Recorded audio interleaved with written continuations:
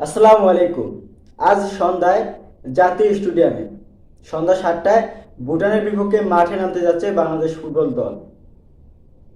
সিঙ্গাপুরের বিপক্ষে 10ই জুন ম্যাচটি হওয়ার আগে এটি বাংলাদেশের জন্য একটি প্রস্তুতি ম্যাচ শুরু।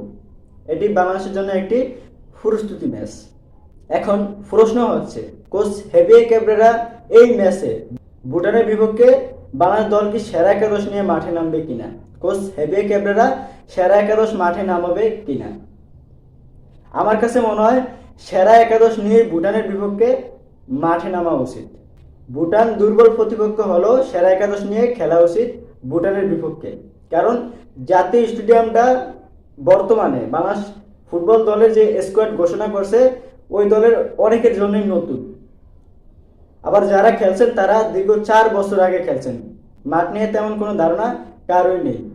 মাঠটা বাংলাদেশ ফুটবল দলের জন্য নতুনই, যদিও এটা বাংলাদেশের হোম ভেন্যু, তারপরও নতুন।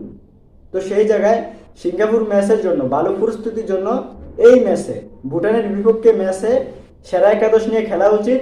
যেই একাদশটি সিঙ্গাপুরের বিপক্ষে খেলবেন সেই একাদশ নিয়ে যদি বাংলাদেশ ফুটবল দল মাঠে নামে, এটা বাংলাদেশ ফুটবল দলের জন্য বাড়তি অভিজ্ঞতা হবে।